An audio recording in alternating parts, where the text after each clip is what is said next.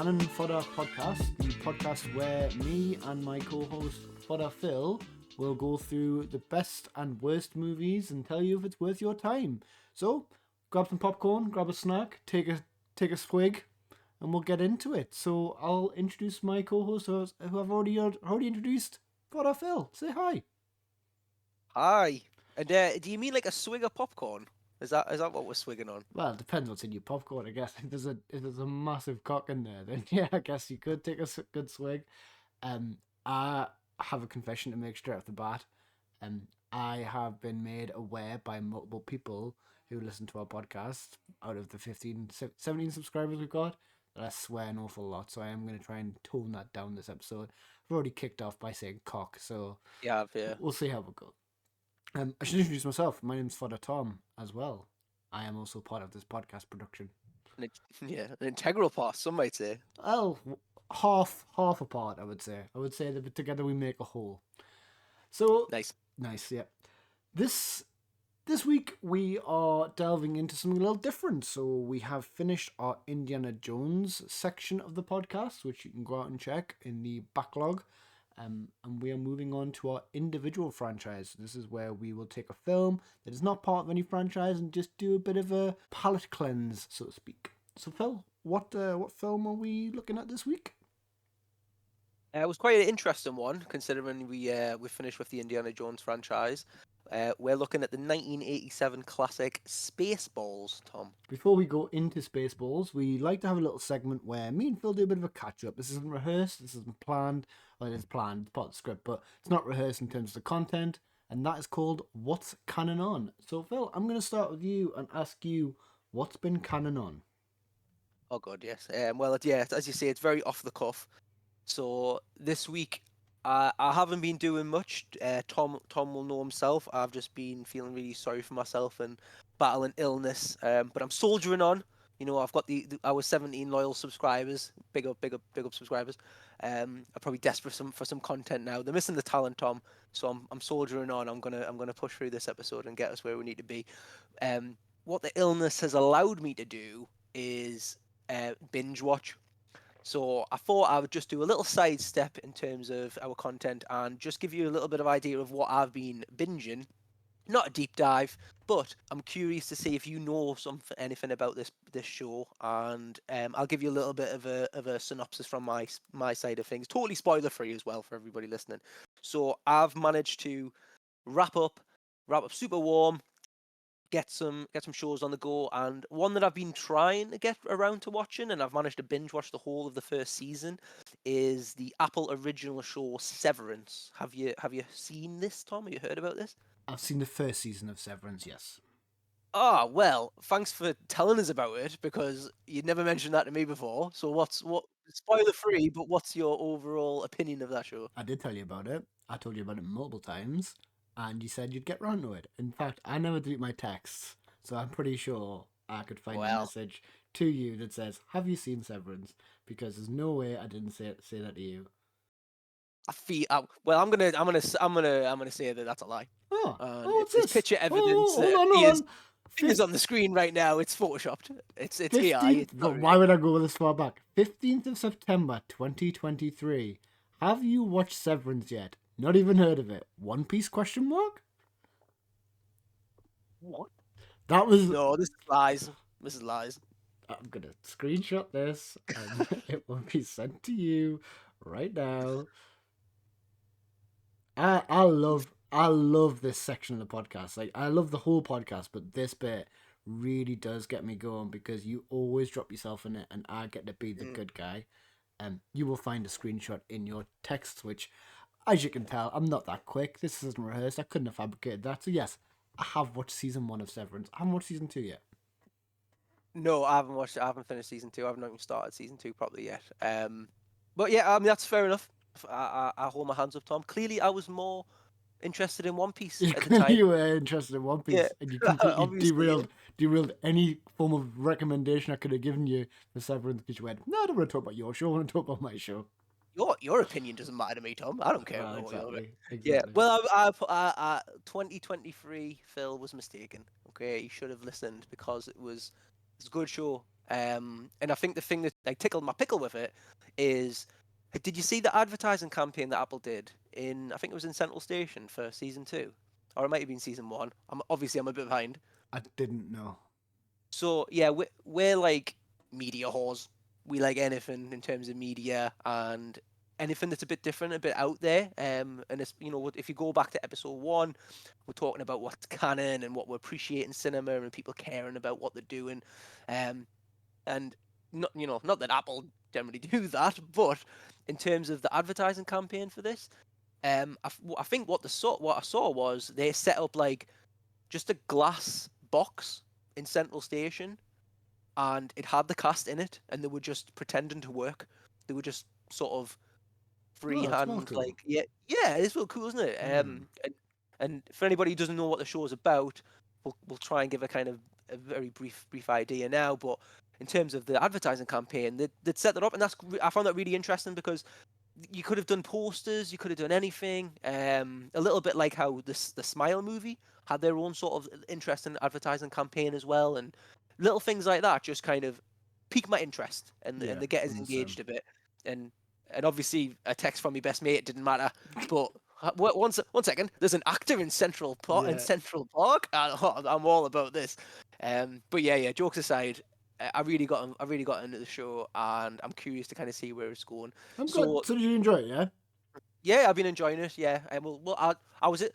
Honestly, I was half expecting you, because I didn't recall you mentioning it, for you to go like, "No, Fodder Phil, tell me about it, please." And I was mentally preparing like a 20-second explanation of what the show's about, but I don't have to do that for you anymore, so that's good.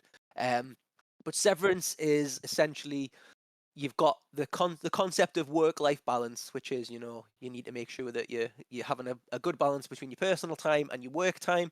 But Severance sort of takes that to the next level. So when these employees go to work, they sort of forget everything about who they are as a person, and they just become this work persona. They don't know anything about anything. They live in a closed office. They don't exist beyond work. So when they leave work, they cease to exist. And when they come back to work, time hasn't passed. They're just back to work, and they're just cracking on. They don't know anything about the outside world or anything like that. So it's quite an interesting concept, and on paper that sounds like, oh, that's quite cool, and quite thrillery, and lots of plot twists and that kind of thing you'd expect to it.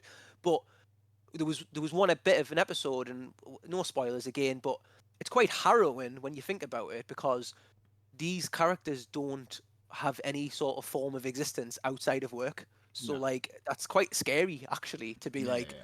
they only exist in these four walls, or what in the corridors of the office and things like that. That's their only existence. So it brings in all sorts of questions like existential crises, and the bigger question of work-life balance.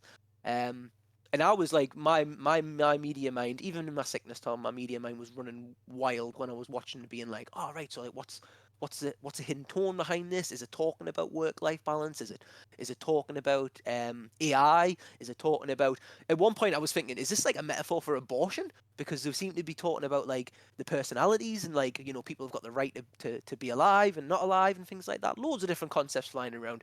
And I like shows like that. I like shows that get us thinking a little bit, and present something a little bit different. And that's what's got me through this little bout of sickness. I thought was quite interesting. So thank you, Tom, for that recommendation You're all those welcome. years ago. You're welcome. I'm It's glad you it's finally paid got off. around to it. I am a bit not scared, hesitant to watch season 2 of Severance, because I feel like season 1 was so good and so well done, and normally when something gets so well received, you get all these producers get involved, saying like, "Oh, we need you to make it bigger and better." And I feel like Squid Game came out, the second season of that, and it was, oh, it's in 2 parts, and I was like, oh, like, you've done this to kind of stretch it out, and I'm like, I'd rather that if someone's got a story, they just tell it and be done with it. So yeah, I don't know, I'm a bit hesitant to watch it. So Tom, that was my what's Canon On. Unless there's anything more you want to complain about. No, I'm alright. No. So anyway, Tom, what's Canon On with you? So I'm going to do this a little different, because I wrote some notes. I'd like you to pick a number between 1 and 7, and that will tell me what I'm talking about. Wow. Okay. 6. 6? Okay. Can I change my mind if you start talking? I think it's shit. So as you know, I've been doing some YouTube stuff on the side with a different channel called Fodder Tom, which is like sort of in tandem with this, just to kind of get a better understanding of how YouTube works, get better at editing. It's very much like throwing myself into school and learning how the YouTube works, I guess, in terms of algorithms and stuff like that. So I'm 3 months in, bit scary, and I feel like I am making sort of headway in terms of editing. I feel like my editing's becoming better and more confident, and I also feel that sounds like I'm in a psychiatrist's office. I also feel like that I'm getting more confident with speaking, because before I couldn't string two words together without mumbling Or swearing. or swearing. Yeah, so Yeah. I'm getting better. As I feel like it's literally me dossiering what's been happening. If you go back to my early videos and then, or even the early podcasts, I hope there is a clear build. So I thought I'll take it to the next step. I'm gonna play a online game which may have some online people in it speaking. So I played Lethal Company on a couple of weeks ago, and the first part of that video is out. So there I go. I join a group, and I end up getting in a room with what is essentially kids, and I'm like, oh no, like what do I do here? Do I leave? And I was like, maybe I'll stick it out. Maybe I'll see what happens. It's gonna be fun at Tom's expose episode. Honestly, so I was going along and stuff, and then these kids were all like joking about, and I left, and so I was like, right, I'll go to a different group. So I went to a different group that had a British person in, an American person, and another American person. One was a female. And like this guy is like basically like following this girl around, and I thought, this is creepy. Like, what do I do here?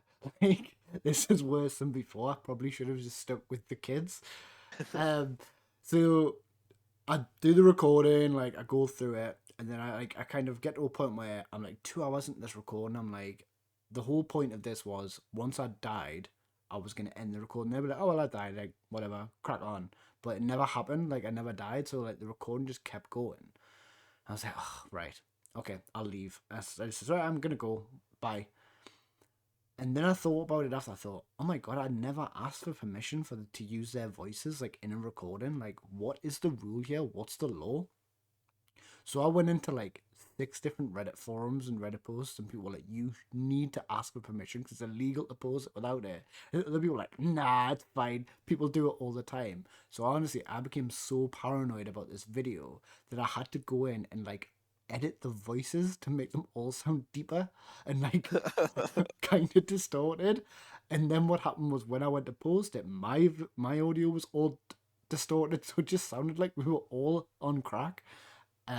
So yeah, then I ended up fixing the video, but I went through like a mini panic of I don't actually know how this works. I don't know what the legal system is in terms of using someone else's like voice without permission. And yeah, it kind of got us thinking about like how AI is now, and like that whole idea that people are signing away rights to use their likeness and their voice. I'm like, oh my god, like have I just committed that crime that hasn't existed yet? Like, am I part of the problem? But that video did alright, so you know. So screw it. So Who cares? yeah. So yeah, that was my like mini panic this week. Do you want to hear the other options you could have chose from? Because I'm never going to go into any of these. Right, you can. That was not a little bad story, and it was also, by the way, it almost had like a moral, which I thought was quite nice. Thanks. So yeah, well done, Tom. Do you reckon people in 20 years are going to be in class and like, so what was the moral of Tom's story? Yeah. What did the colour red of the door mean in Tom's story? So yeah, you fire the other ones at me, and I will insist on hearing one of them if I think it's pretty good, you know. So Alright, let's hear them. I know some things I watched this week, or things I've been into. So I put Little Britain. I had some strong opinions on Little Britain, like watching it in 2025. Dyeing my hair, that was another item. Oh my god, to pin that one straight away. Continue. Red Dwarf. Right. Nosferatu, the movie. Not the guy. Okay, cool. Phil's Gift. I was going to talk about that. And the other one was Self-Reflection. Wow, this is like, this has turned into like quite a more upper class podcast. Not bad, is it? Yeah. Not bad. Yeah. Yeah, just noted some things that I've been doing this week. I mean, like I said, I've not been like, saving the world, but hey, I watched Red Dwarf for the first time the other day. But speaking of Red Dwarf and space, Hmm. this week's film is set in space and has some balls, I believe. Yeah, it has some dwarves as Has well. It does have some dwarfs. Has some dwarves. So we're gonna jump into it. We're gonna talk about the 1987 film Spaceballs. But before we do that, Phil, why don't you give us a lovely little synopsis from IMDb? Yeah, we like to go off IMDb for consistency. So the synopsis is as follows, Tom. A star pilot for hire and his trusty sidekick must come to the rescue of a princess and save planet Druidia from the clutches of the evil Spaceballs. Short and sweet. Lovely, lovely. Do you reckon IMDb's got a word limit? Because we are finding that these are quite short. Or do you think it's people just can't be bothered to write them out? I think people can't be bothered right about because Okay. I've seen longer ones, but But you have. it's good. You know what? Yeah, it's good for us though because how I don't even know how far we're into this podcast now, but we haven't even started talking about the movie. So anything that keeps us on track is good. Yeah, no, I agree. Right, so I'll do the bit that I did for the Indiana Jones films. We'll try and keep that consistent, where we talk about a bit of the film's background, its pedigree, so to speak. So the director of this film is Mel Brooks. Do you know any films by Mel Brooks? I know a few. Yes, Blazing Saddles was a childhood favorite of mine. I enjoyed that one. I've never seen it. Any more? Young Frankenstein. No, I have seen that. That is a brilliant film. I don't think I've seen that one. Okay, interesting. And the cast for this movie. So we've got quite a decent cast. So we've got Mel Brooks. He is in the film. We have John Candy playing Barth. Rick Moranis as Dark Helmet. Bill Pullman. Bill Pullman is a guy I recognize, but I can never tell you anything he's in. He played Lone Star in the film. I'm thinking of what show was it he was in?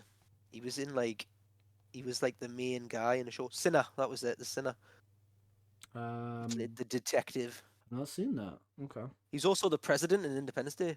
Yeah, which Forget that one. I'm looking at it now and I'm like, oh yeah, of course he is. Have you seen The Sinner as well? Have you seen the show? I've not seen The Sinner, no. Right. Okay. Well, 2 years time, let me know what you think about it when you watch it. But Don't worry. like he acts his absolute arse off in that. Yeah? Like he really, yeah. It's like it's one of the ones where like it's got a couple of seasons. I think maybe it's got 3 seasons now. I've only seen the first couple, but like it's really good. Like, but then I feel like it becomes a victim of its own success, a little bit like what we talked about earlier, where like the show was really good, and then they do another season, and then you kind of like it doesn't really make sense why there's any more seasons. Like we had a finite story there in season 1. But yeah, you should definitely get round to that if you can. Highly recommended that one. I will in 2 years. I think that should be the Yep, deadline for any recommendation we give each other now. Just, oh yeah, 2 years. 2 years time. I'll put it in the calendar. And then apart from that, there's not really any other names I recognize in here apart from one, which is John Hurt.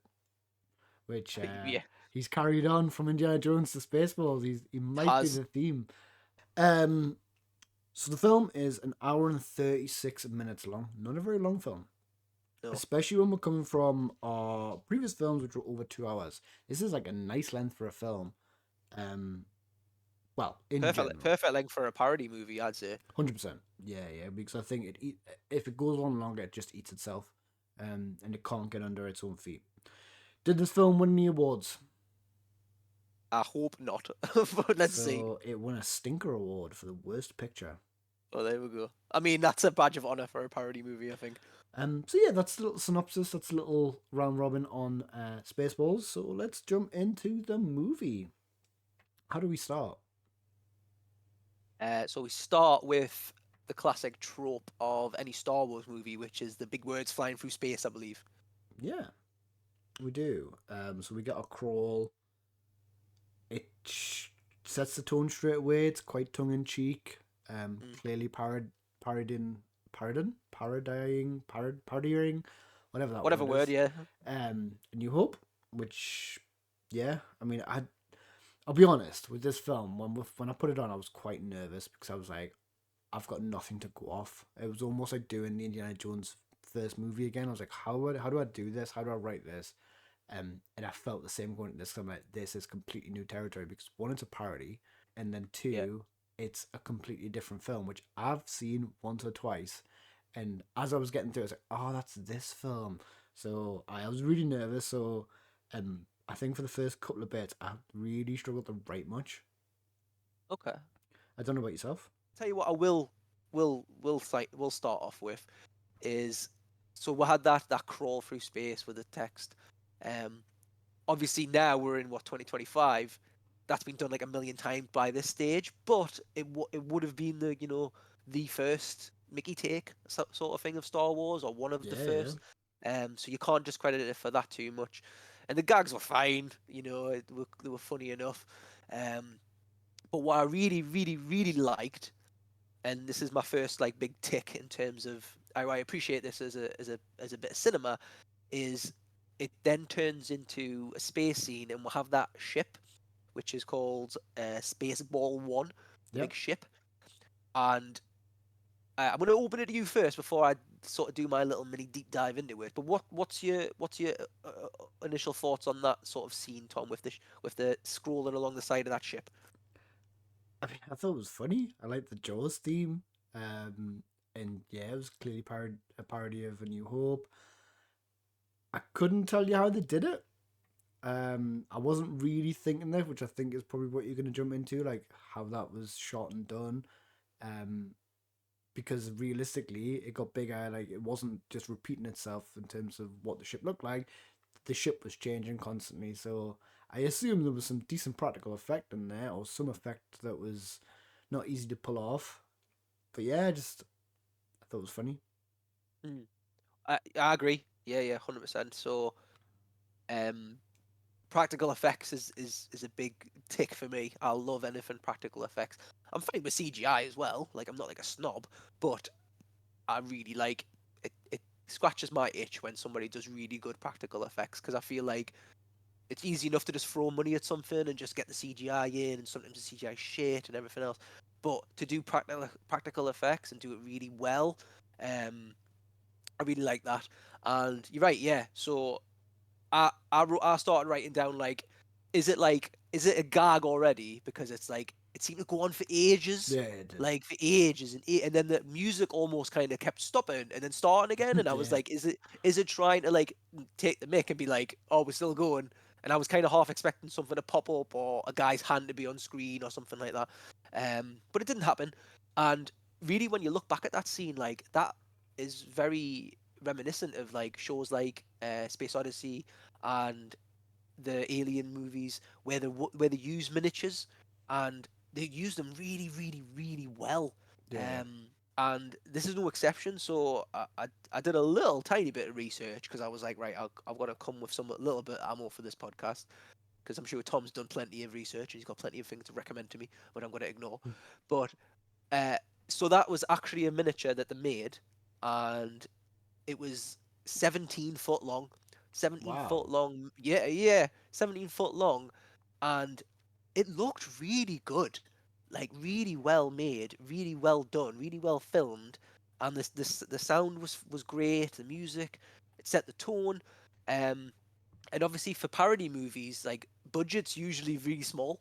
Yeah. And that like straight away was like, for me as an audience and me as somebody who's like, all right, like I'm here for a parody, it's all good, but like if they're gonna show us something where I'm like, oh fuck me, they've put a lot of effort into this, like just for a gag, like I took away that and I appreciated that quite a lot.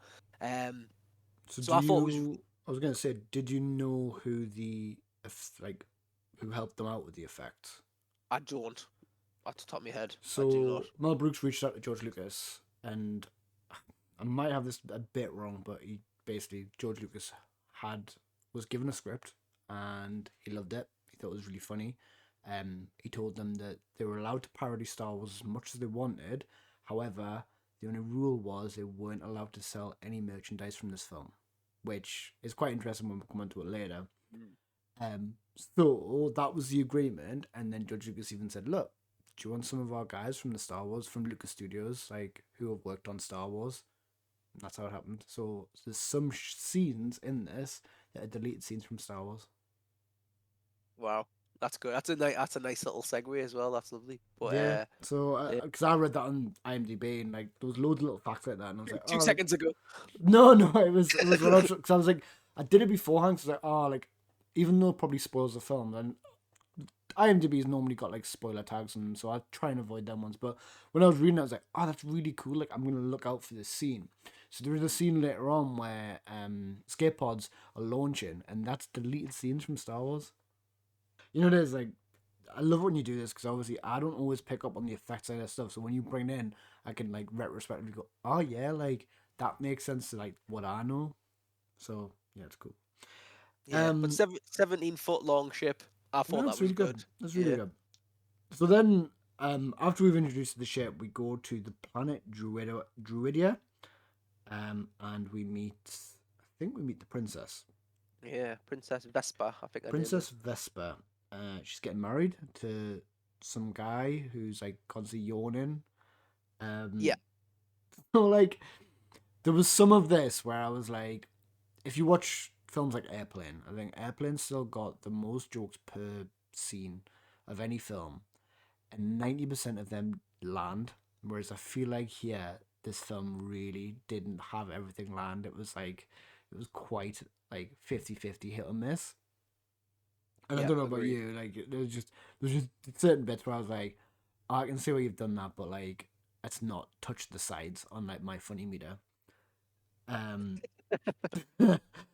so yeah, so we meet Princess Vespa. She runs away. She takes a robot with her. The robot is played by Joan Rivers. I can't remember her name, but I'll tell you in a second. Dot Matrix is the name of the robot. Um, Clearly a parody of C-3PO. Yeah. Um, yeah, I thought it was like, it was clearly wearing its inspirations on its sleeves. Well, I want to ask you about that, right? Because I wrote this down. We're in the we're in space at first, and there's one gag that you haven't mentioned, which is I think it's the first gag apart from the crawl, which is I think it's opening line where he just says Colonel Sanders, and that made us crease. But we do move quite quickly from Star Wars, obviously in space, the crawl, the ship, everything parody in Star Wars, to planet Druidia, and I just want to run it by you, like, am I missing what that is a parody of? Because it touches on a few movies and like druids. And at first I was like, is it like a Disney princess type movie that I'm thinking of? Or is it Conan the Barbarian?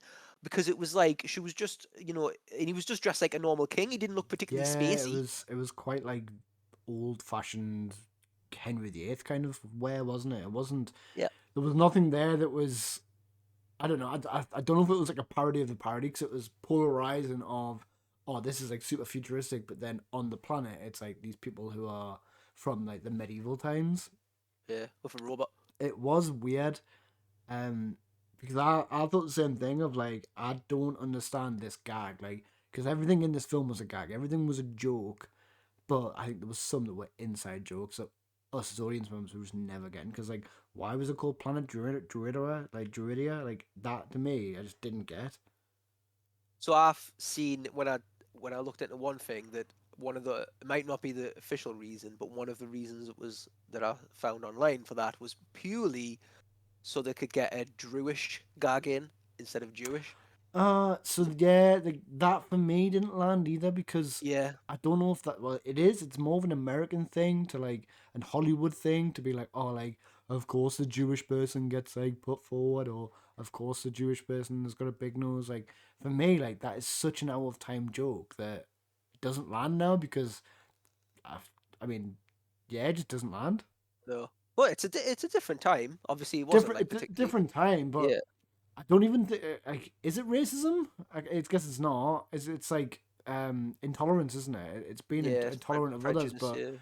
I don't know. Like, it's just, I guess it's just weird because of the climate we're in now, like socially and politically. That doesn't seem like something that would be considered funny now. No. And it wasn't particularly funny then, but it's like like you said, it was the cliche gag, and I'd love to know though. I'd love to know if it was funny then. I think it was just, it's a very common theme in Mel Brooks movies as well, and race is another one, which is touched upon a little bit in the movie, much more so in Blazing Saddles when you get round to watching that. But like, I don't think it was. They weren't designed to offend, but they were also just not a rag on the classic movies, but like, let's be honest, like, quite lazy. Like, it's just we've seen this gag in 200 other movies. Like, to see it again, like, just because he's got a Star Wars helmet on doesn't mean it's any funnier. So we've kind of mentioned around Rick Moranis' character Darth Helmet. I love that he was wearing a tie. Like that really tickled me because I thought Darth Vader should wear a tie. Like that's what I want to see. He's a businessman. And I've just wrote like he's got a laser ring, hurts the guy in the penis. Like penis jokes always funny. The laser ring because can't have a lightsaber. There's fourth wall breaks here as well. Yeah. Which is like throughout the entire film, and I don't know if this is like ahead of the time or if this was already being done quite a bit in Hollywood. Mel Brooks movies do quite a bit. I like it.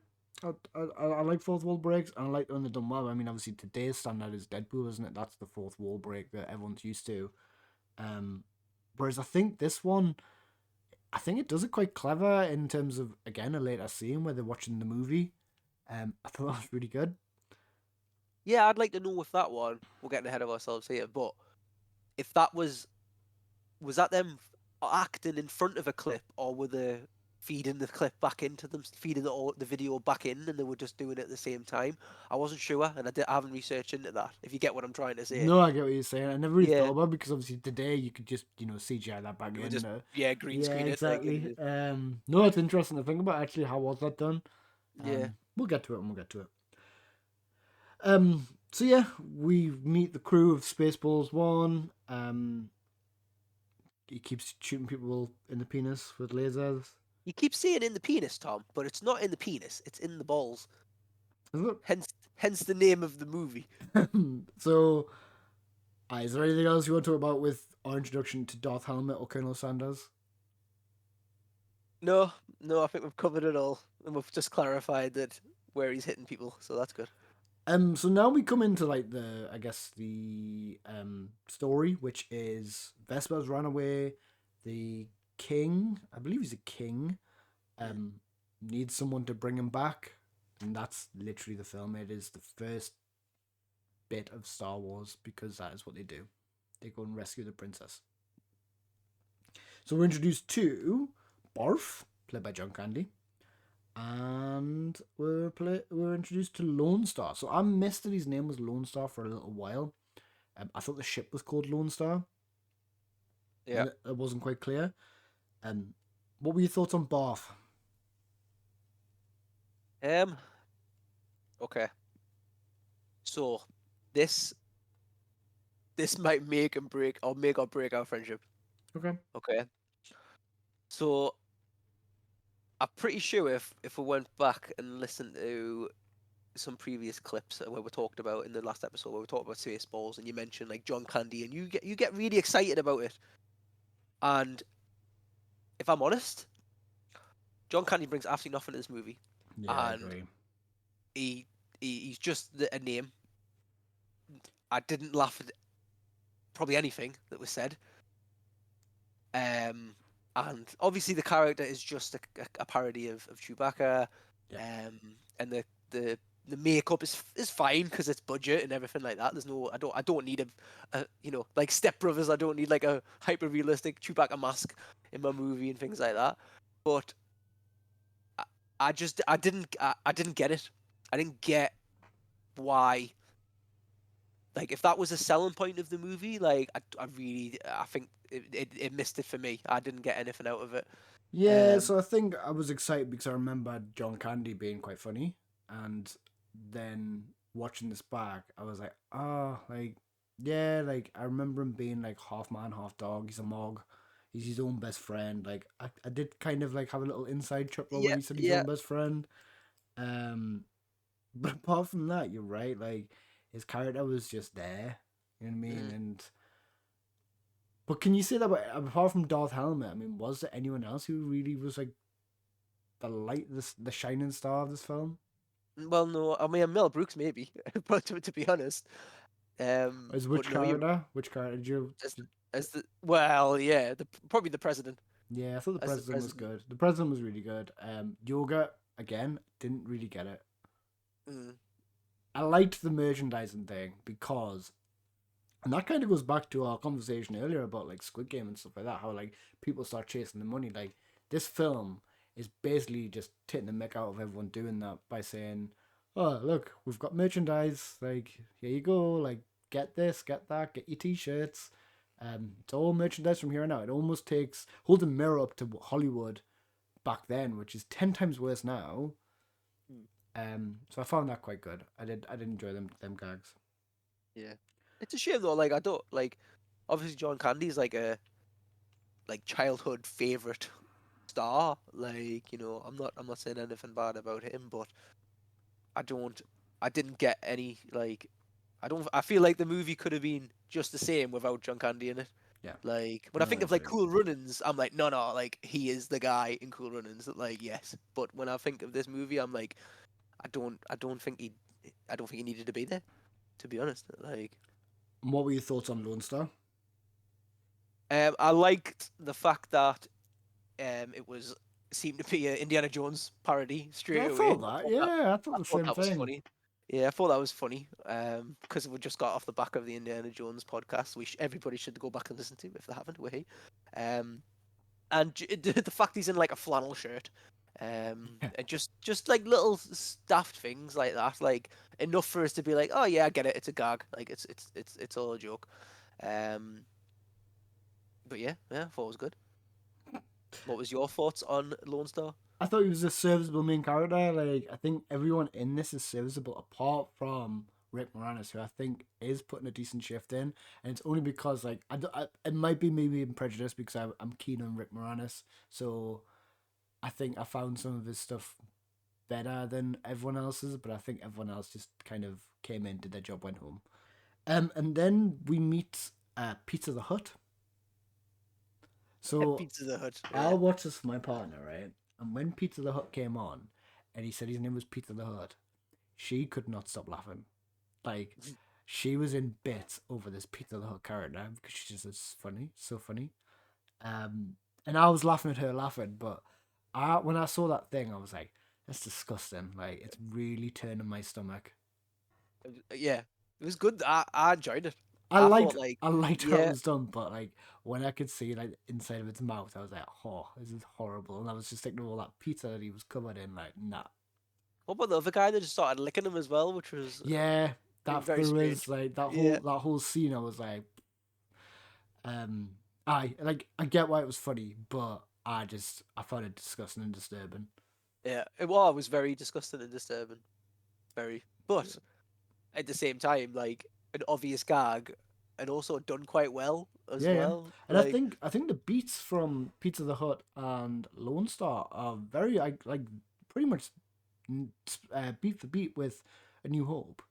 mm, Because it's the same relationship between Han and Jabba the Hutt, and it's the same like reason why Han goes off to search for Leia. It's money, you know what I mean? Like they've not shied away from the source material at all. no, the giant pizza monster is back. Yeah. So then we go to Spaceball City. So do you want to talk a bit about Spaceball City?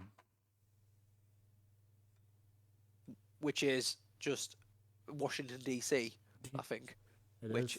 quite interesting actually, especially in today's climate with all the with everything going on. It didn't even try and hide it, did it? It did. No. We've got the Imperial March sound, but it was just I don't know what the actual song's called, but like the presidential sound was playing just as it went to this planet. So it wasn't even trying to like imply. It wasn't even trying to think. It was just being like, no, these are the bad guys. These are the Americans. Yeah. Quite interesting. That was. And what's he sucking on? Kind of eh? kind of there. Which again, I was like, my God, like how far away are we from this future where air costs money? So we see President Scroob, I think his name is. Yeah. And he's played by The Brooks. the Brooks. Yeah, and he's obviously. I did enjoy the Beeman gag. So there's a gag here where the lady on the screen is saying, "Oh, we can beam you in," and he goes, "Oh, I don't know how I feel about this beaming." And he goes, "Well, they do it on Star Trek, which means Star Trek is real in this universe, like it exists." Yeah.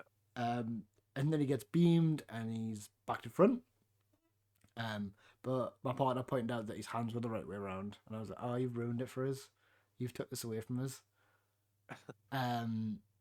I think Tom, he just put his pants on backwards. If I had to guess, Well, yeah, he obviously did, but like we saw his wasn't hands. much Like, practical effects going on here. wow, the Star Wars guys couldn't have came up with something good. They're not. They were all there.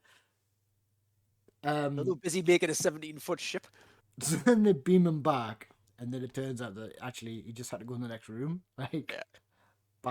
banging joke. I like that gag.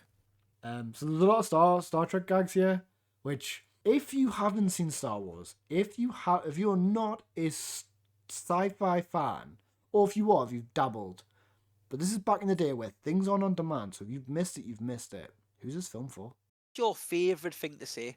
I Who's love this it. for? But Yeah, like they have literally put their audience in a box of you need to have seen source material. So it's almost like the Disney problem now of you can't watch Marvel because you've not seen all the Marvel. So this film, I think, has that problem quite early on. And obviously, for me and you, quite film buffs, aficionados in the sci-fi realm, like a lot of these jokes did land, but the Druidera one, for example, like, was that something we just didn't understand because we hadn't seen the source material? what it does do though, which I think maybe covers part of your question, is like it does exposition really obviously.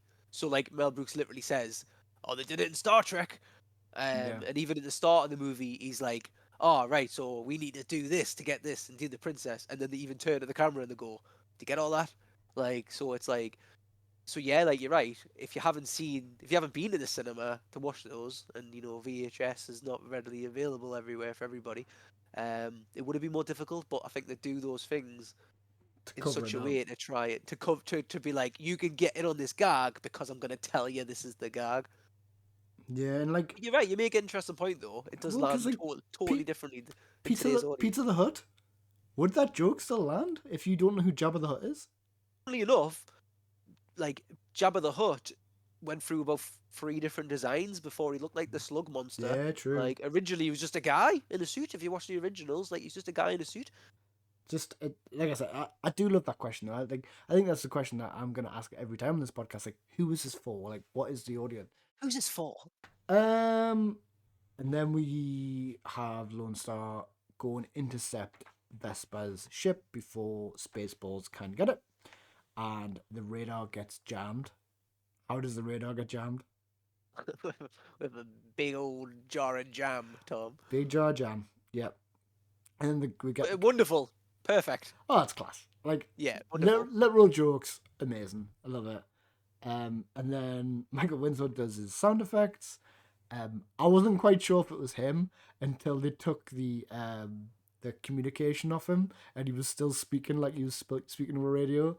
Like, what a man can do with his voice is unbelievable. Yeah, it's again though, like it is. I get that was just like his bit, right? Like Police Academy, like that's what he did. That was his thing. Yeah, he Like can do sound effects like nobody else off the cuff. it was like there's no denying, like it's impressive. It's impressive. Right? I was gonna say, like, it's cool. whatever you say, hella like, cool. It's just I don't know. Like did you feel it was crammed in? yeah, I just felt like it was just absolutely forced. Like just like, oh, he's another gag. But I suppose like it's a parody. Like there's plenty of gags that's thrown in there. I feel if anything, maybe my problem is it's kind of a waste. Like I probably would have wanted to see a few more like throughout the movie, but like you just get that one little scene. It's like 20 seconds long, and that's it. And then Lone Star's cruising away with the princess, and he goes into hyperactive speed. because they can't say. I don't think they can say light speed. And then Ludicrous speed as well. Okay. yeah, so I've put ludicrous speed, and I found that really funny. Like I thought it was just a really good gag.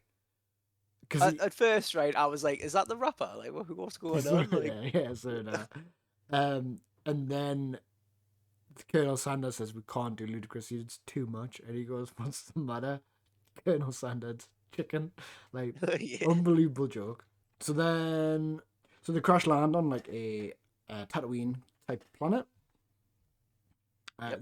I think this is where I noted that Lucas helped with the effects because I thought some of this looks really good. Like it looks quite like Tatooine. So a lot of it was taken from that. Did you pick up on the mirrors for the flying Yes. speeders? Yeah, so they used the same effect, didn't it, as it did in It Star did. Wars. Strangely, though, I thought it looked really bad in this movie, and I remember it being really impressive in Star Wars. Is it though because in Star Wars is it moving? Maybe maybe it's just remastered as well. And obviously, they haven't remastered Spaceballs. Problem with Star Wars is you don't ever get the original version. You always get the Yeah, most up to date version. that's true. But yeah, really, really, really good to see again more practical effects. And then we get that gag with Spaceball 1. So again, like this film, just like you said earlier, it moves from gag to gag. There's no like there is such a paper thin plot here, and that's all you need in a parody movie. That's not a complaint. It is very much here's the basic plot. We're just gonna throw a load of jokes at you, and what sticks sticks, and what doesn't. Um, so that's why I found it harder to write about a parody film because I'm like, what's the canon here? The canon is that it's this princess who's done a runaway from Druidera. These people want to get to Druidera to steal the air. Like, it's not a complex plot at all. And like in terms of canon, the major canon plot points I picked up on were, oh, like they reference this, they reference that. Like, does that mean these things exist in this universe? And I know no one like who wrote pen and paper about this film thought those questions ever would come up, but god damn it, I'm gonna ask them. You're gonna ask, who's this for? Who's this for? Who's this for? And how did that make me feel? Yeah. So they do the fourth wall gag of getting the movie, and like you say, again didn't think about it because I'm not the special effects guy. But thinking back after you've said like, oh, like how did they do that? I'm like, oh yeah, how did they do that? It was a clever joke. Curious to know, yeah, because it was either timed really, really well by the actors, or it was just that loop feed of the video. And either way, I'm fine with it. I'm not criticizing either way they did it. Like the cinema's great, but in like just what a random little interesting little plan. They're just like, you know what we're gonna do? We're gonna do this gag, and then everyone was just like in the boardroom was like, cool, yep, let's do that. Well, Mel Brooks went on record to say it was one of his favorite jokes. They show the Mel Brooks movies as well, They do, which yeah. again, like, That's like a fifth wall break. yeah, That one. it was good. And I love the bit where they say like, he goes, "When's now?" He goes, "Now's just gone," and it's like that whole thing where they talk about time. Like it is clever. It's well written as a joke, which is like weird because a lot of the jokes in this are very like just Yeah, shoot and see what happens. yeah. Um, I did like the you mentioned it right at the start, which I didn't know, which is George Lucas said that you can't sell any merchandise for it, and then that kind of becomes a whole gag. scene, Yeah, whole yeah, gag. Yeah, whole gag. there's a whole bit about it being like, look at all the merchandise we've got, which obviously isn't real anymore. And then that even transpires beyond the movie because then you start seeing them like in bed, and he's got Spaceballs bed and Yeah, Spaceballs sheets and yeah, things like yeah. that, and it's like it's going beyond itself to even take the piss out of itself as well, which I thought was pretty. Again, just well written little daft little jokes that like they're never gonna make you cry laughing unless it's Pizza the Hood, but Pizza the Hut. you could yeah, but you're gonna get like a smirk every so often, and then when it's a recurring gag that's like done well, like yeah, you're gonna get enjoyment out of that. Yeah, and there's a reference later on where they talk about Spaceballs 2, Mm. and I didn't know if that joke was like imposed of, oh, we think this film's hilarious, so of course there's going to be a Spaceballs 2, or if it was like, we know this film's shit, there's not going to be a Spaceballs 2. That's the joke. So here's something that just occurred to me, right, when you were speaking earlier about George Lucas saying like, oh yeah, you can do it, but you can't sell merchandise and things like that. Mhm. So that's like, let's just say for argument's sake, that's like a contractual thing, right? Mhm. What if there's a contractual agreement in place for like, that Mel Brooks had been like, oh yeah, for 40 years we'll agree to that, and then when he's saying that gag in that movie, we'll see for the sequel, he's talking about like, in 40 years fucking time, George, I'm coming back and I'm gonna sell all my shit because I'm gonna be making my sequel. So I don't know if you remember, but last week when we were talking about doing this film, I checked if there was going to be a Spaceballs 2, and there supposedly is one in the works. Yeah, that's So what I mean though. Yeah, maybe there is something that in that contract that says like you can't do anything for a while. But I don't know. Like back then, obviously it was pre-Disney, so Lucas had all the rights to Star Wars. Do you reckon he got in touch with a lawyer? Like, how does that conversation even go back then? Like, because now, like, Disney were like, nope, not a chance, can't do it. Crazy. Um, so we have a bit of backstory about Lone Star as well, which is like being drip fed to her. I didn't need this. no, it's just for the end game. Obviously, that's all we need. But like, there's been plenty of parody movies that I can think of where the ending is just like there is no ending. It's like it doesn't have like a happy ending. It just ends. It ends, for example, like in a bar fight, or it ends in like them getting arrested by the police and things like that. Just like ridiculous things. So like, if there was no actual ending in this movie, like would anybody have really complained? Probably not. Probably not. No. Then we get some Jawas who are small people. Um, what did you think of the I Jawa? pick. I noticed one of them in particular was quite a famous small person actor.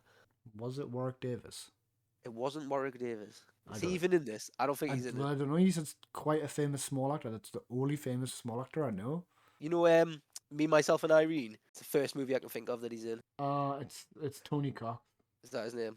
Yes, Tony Yeah, Cox. it's Yeah, Tony he's a Cox. hundred. He's 100% one of them Jawas, and the Jawas were quite done quite well. Yeah, I yeah, thought. they're Well, alright. like, yeah, So then we get Yoga as well. yeah. I hated this character. Why? It drove us like up the wall. I was like, I just wasn't funny. Like it just wasn't. And the merchandising joke, like while I look at it and think, all right, that's quite clever. It wasn't funny. It was just a sort of clever Yeah, yeah. holding the mirror up kind of thing. I don't know. Like it was at this point where I was like, oh, this movie's like kind of taking a nosedive off the cliff now in terms of my interest in it. And for an hour and a half movie, I was like, I shouldn't feel this way. I should be like quite invested because my attention span's still quite large at this point. Yeah, I think that when you talk about the gags just not landing for us, but again, who's this movie for? Not for us, obviously. It's for the audience of the 80s. But I agree with you on that. Like, although they were tongue in cheek and like, I smirked at them, like, I wasn't like being like, this is like the funniest thing I've ever seen in my life. Like, And I think as well, like you said there, like of the time, how funny was this film? Because I think it probably was to an extent quite funny, but I think now because I don't know, I think because humor changes with the times, um, and like you see that in films because humor goes through such different eras of slapstick. Like that was the whole thing with a silent movie because you couldn't really tell jokes without having people read a wall of text. So it would be have someone get hurt and show it. Lauren Hardy is obviously prime example of that, and I think Charlie Chaplin as well. And then like it moves into a place where people can be humorous with gags and have reoccurring gags, and like you almost treat your audience as being quite clever. But I feel like this film wasn't quite there on treating its audience being clever. I thought the film thought it was cleverer than its audience. uh, yeah, I think it's weird though because I was coming in. I've never seen this movie before. I watched it for this podcast, and I was solely coming in just expecting like it to be a scene for scene sort of parody of Star Wars, and there's like all the gags thrown in between. and it goes a little bit off the rails with It that, does, and it yeah, starts yeah.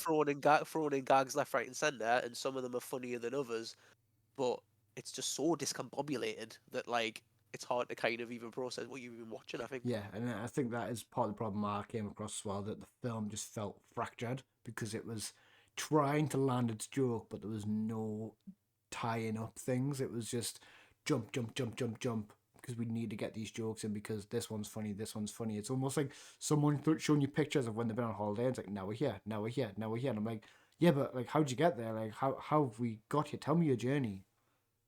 Yeah, and even to the point where it's like just to speed the story along, we're gonna watch the movie while in the movie, and I'm like, okay, cool. Um, and then Lone Star gets trained in the Schwartz, Yeah. and I assume the Schwartz was a dick joke. Well, it's just I don't know, but it's just the force, right? Well, it's the Force, but there's a line later where, because like again, I was trying to make sense of the joke, and I guess it's probably the worst thing you can do about a joke. If you're trying to make sense of it, it's not funny.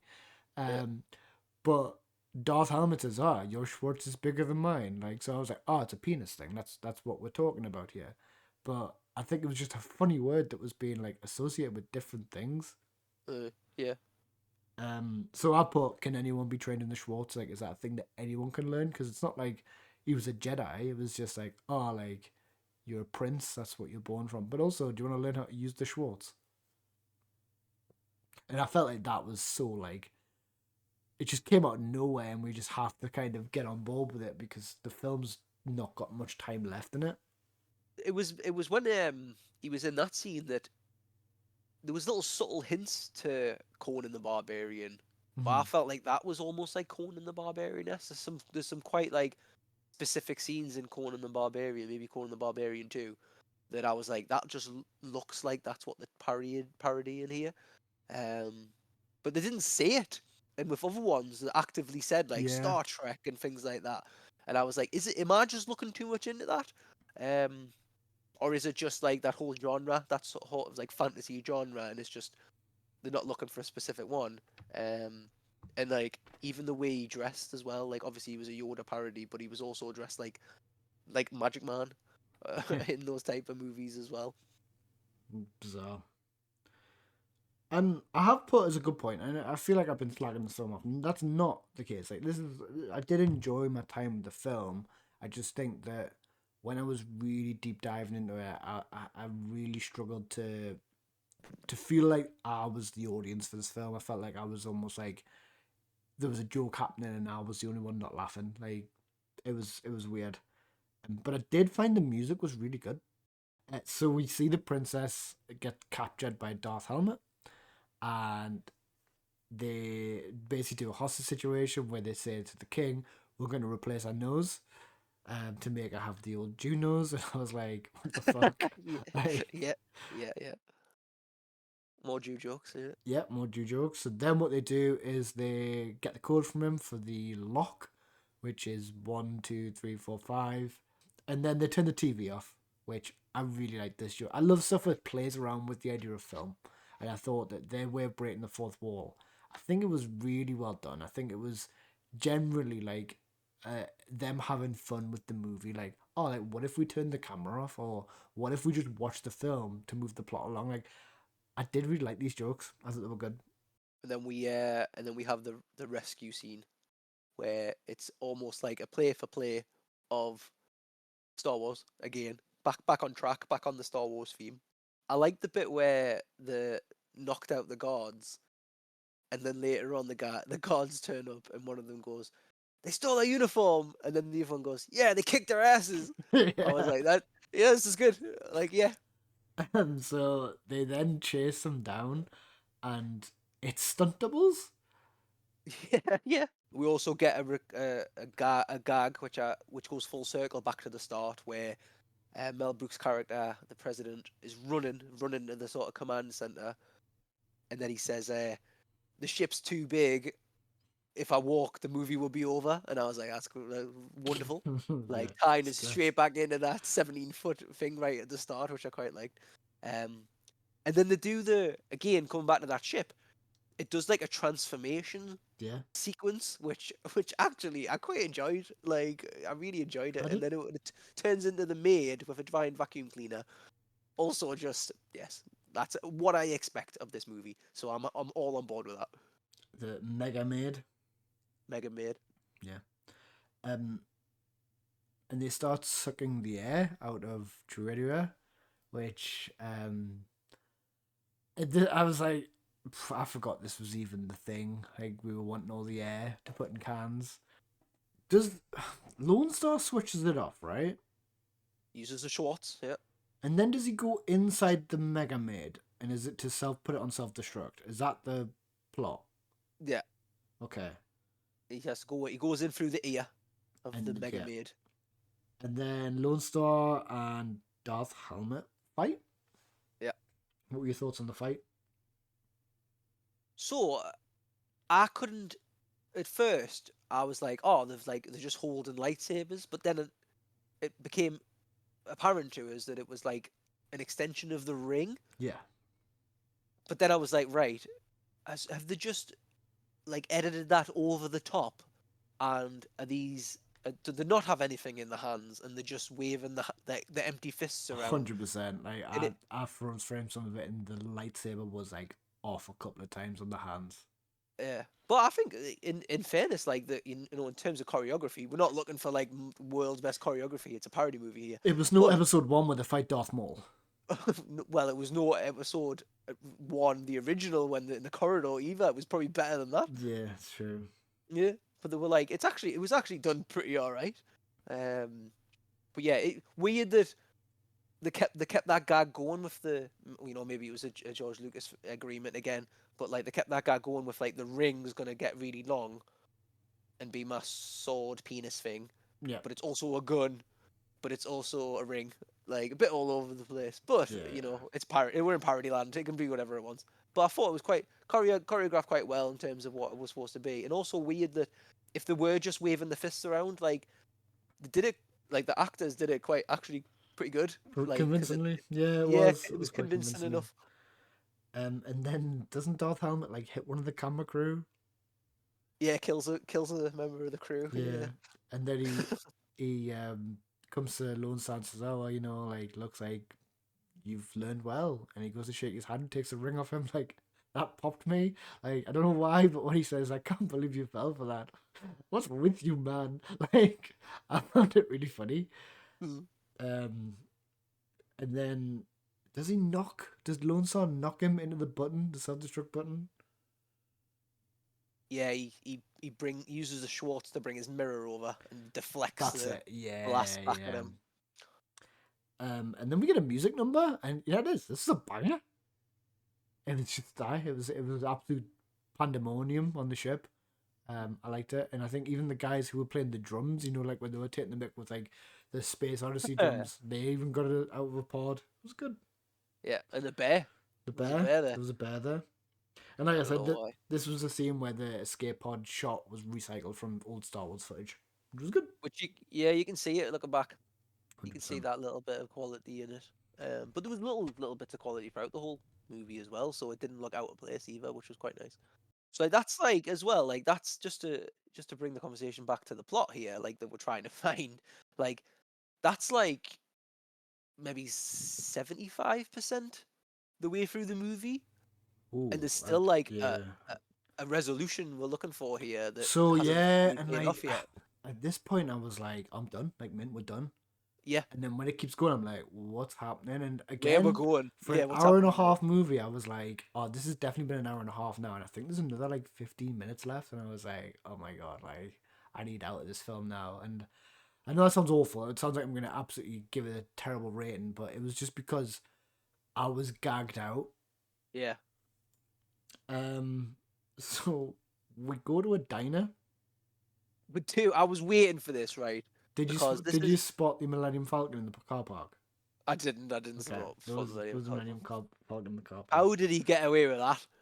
Like I said, I think he was allowed to do anything he wanted. He just couldn't make a merchandise of it. Okay. But yeah, there's a blatant Millennium Falcon like pulling away. Quite good. So we're in the diner, Who's there? Fucking the Nostromo crew.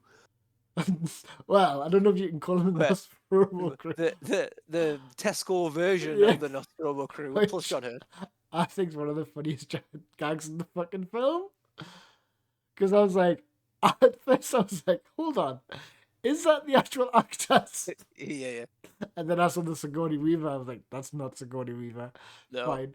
But then why is he there? Why is John Hurt, actual John Hurt, there? And would just get a play for play of the alien chestburster scene. Really. I was reading about John Hurt in this film, and he thought he was gonna have a big part, but they were like, no, we just want you to play that character again. And he's like, I should have asked for more money. Like, I got ripped off. And yeah, like, just what a weird add-on to again, it was very much of, I've wrote this joke, right? They're all in a space calf, and then John Hurt gets like a chest burster ripped out of him. Like, how funny is that? And it's like, yeah, cool. Where you fitting it? Oh, we'll just tack it on the end. Don't worry about it. Yeah. We'll just do a diner bit in between the bad guys losing and the riding off in the sunset. They're in a diner for 5 minutes. Like, they had a few gags that they just wanted to throw in by the looks of it as well. So, does Yoga contact Lone Star at this point? So we have the space cookie, or the space fortune cookie, that he eventually opens. Yeah. Yeah, that's the thing. So yeah, he realizes he's a prince, and then he can go back and get in his Vespa. Getting his Vespa, yeah. And then we see the head of the maid crash land on. So again, you said this is like Statue of Liberty, right? And I think that was done on purpose, just for this gag to land at the end. Yeah.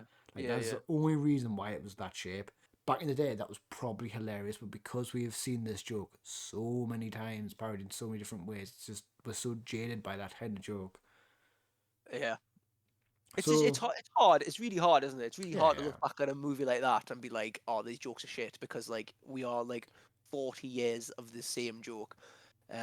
So it's difficult to be like it's shit because it's not shit. It's like it's a classic movie. Like, it is what it is. But does it not make it though? So like for me, this film, right? It's got its own jokes, which are the fourth wall breaking, where it plays with the cinema, and that's where it really works because no one can take that away from this film because this film has done it. And I've not seen any other films do it like this film's done it. But the other jokes, the other gags that are like almost quite cheap, we've seen done so many times because they are literally icebreakers. That's what I'd call them icebreaker jokes because it's just getting your audience to engage a little. It might not be funny, but it gets them to kind of think, oh, I know that reference. I'm involved. So yeah, I think the Planet of the Apes thing, like, I think it was just like, I get that reference. And a lot of this was checklist of, I get that reference, I get that one, I get that one.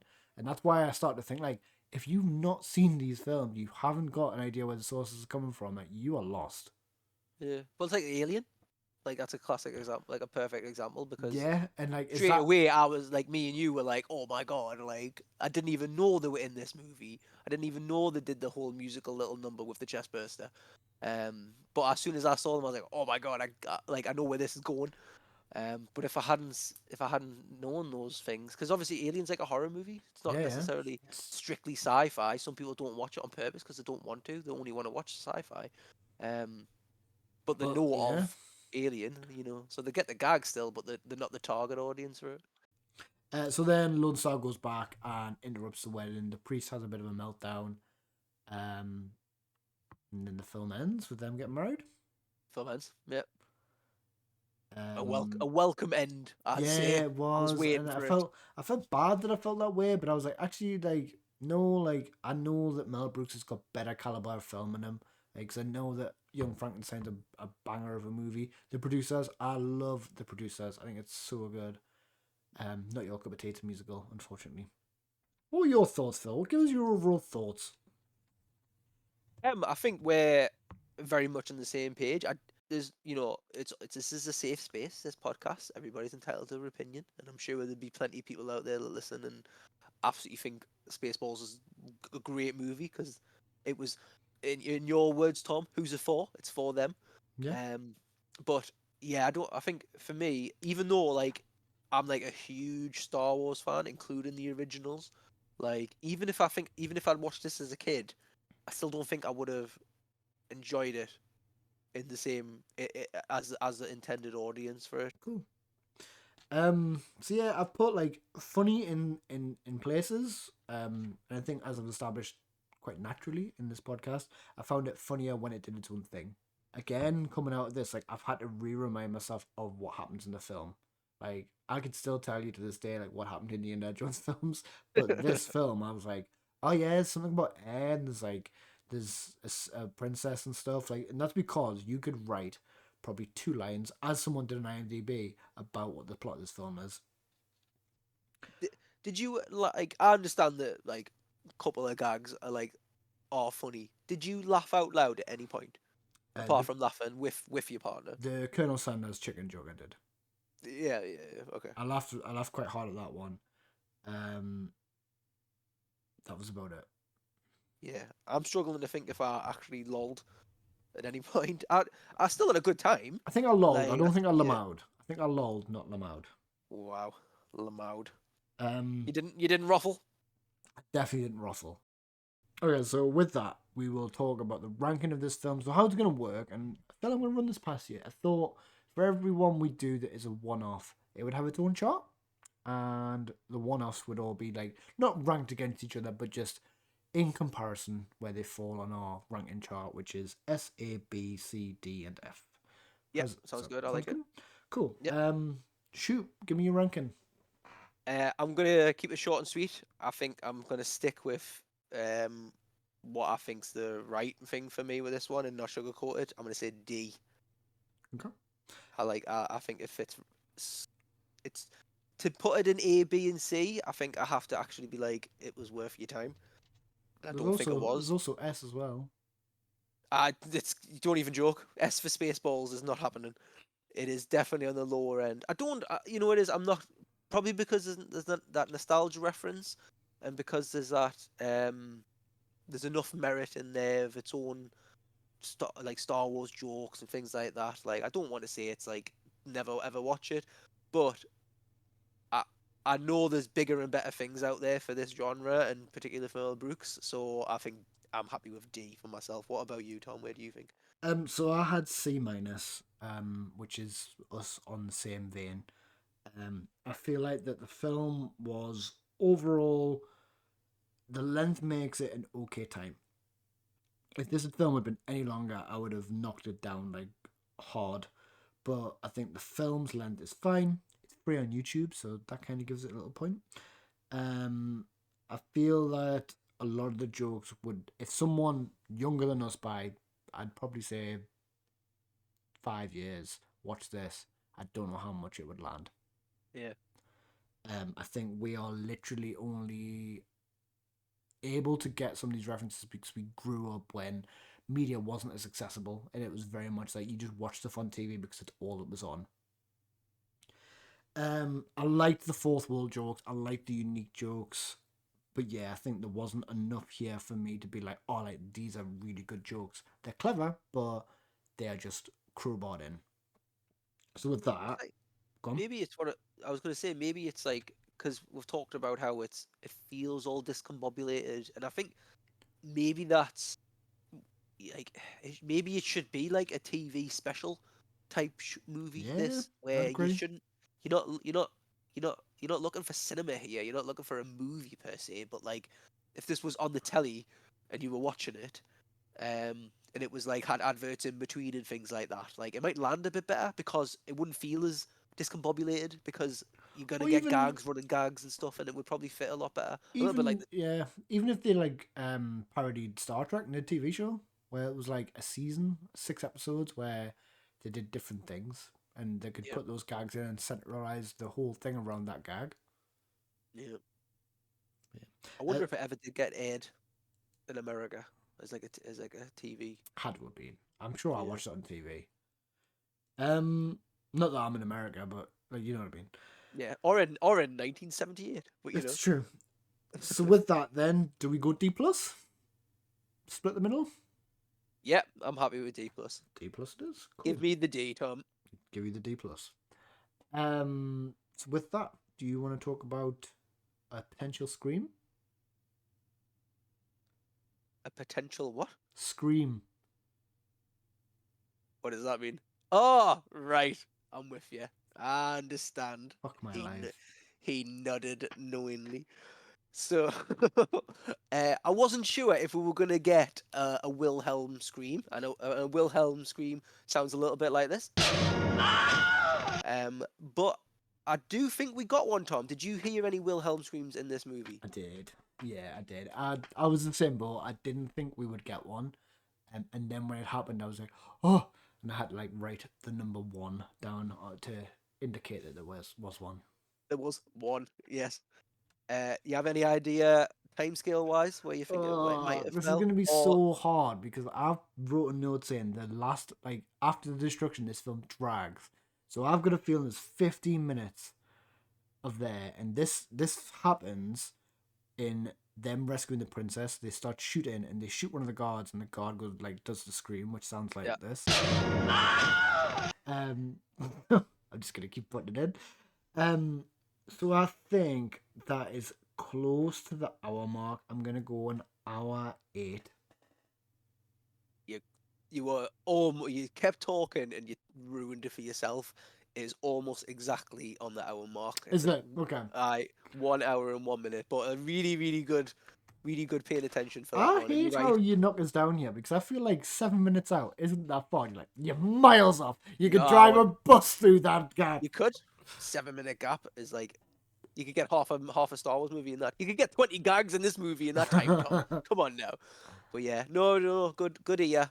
And you're right, it was within that scene, and very late on as well, considering like how many opportunities they could have used it for. But Again, it though, was like, done. It was done well, and it was done perfectly, and so no do you think it no was no done well? criticism. Because I put this scream with like a fall or like someone, yeah, falling, whereas this guy was just shot. Yeah, you shot, but I'm okay with that. I There's mean, plenty in of fairness, it was better than some of the Indiana Jones ones we had. yes. We'll not So that's talk about fine. those. Listen to those on the podcast, previous episodes. Yeah. With that, we have now wrapped up Spaceballs. So if there is a Spaceballs 2, we may have to come back to this, Phil. I hope you're up for a second part in this franchise, if it ever becomes a franchise. But I'll catch you again in 2 years, Tom. Yeah, no catch problem. it in 2 years. But now we're gonna do our spinny wheel, which I am gonna share my screen, and this is to determine our next run of franchises or franchise films and a franchise words. So do a bit of shovel. Can you see this on the screen? I can. All right. What are you hoping for? Oh, I don't know, you know. I'm keen. I'm really hoping it's something random, like off Like the cuff, like that's 50, completely like different. 50 Shades, yeah. Oh, 50 Oh, Shades might be 50 interesting. Shades. I don't know anything about 50 Shades other than there's a shade and there's 50 of them. I'll spin.